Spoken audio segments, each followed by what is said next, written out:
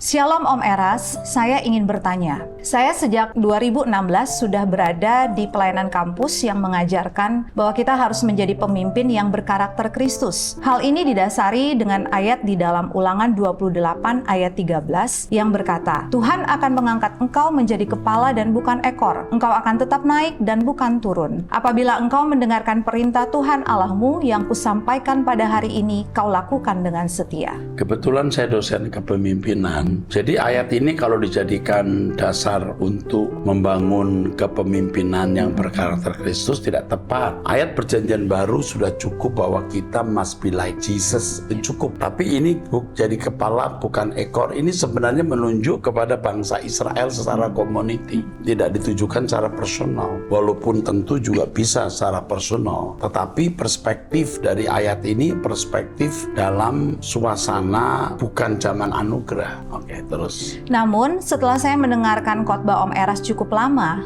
lalu saya mulai mempertanyakan lagi pelayanan di tempat ini. Pertanyaan saya sebagai berikut. Jadi, sebenarnya apa maksud dan tujuan dari ayat ini? Tujuannya adalah bangsa Israel jika dengar-dengaran akan menjadi kepala. Dan hari ini kita melihat bangsa Israel jadi kepala. Dia bisa menguasai lobi representatif Amerika, seperti DPR, perusahaan berita dunia di tangan orang Yahudi, bankir-bankir, itu kepala.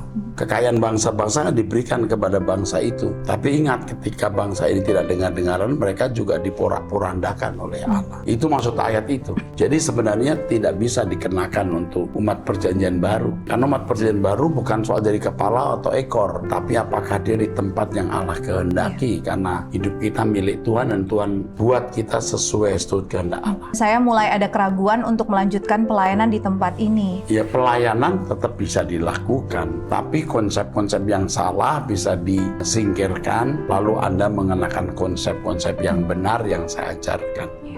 Oke. Menurut Om Eras, apakah saya perlu tetap di sini atau tidak? Tetap jadi berkat di situ, nak. Ya? Ya. Oke.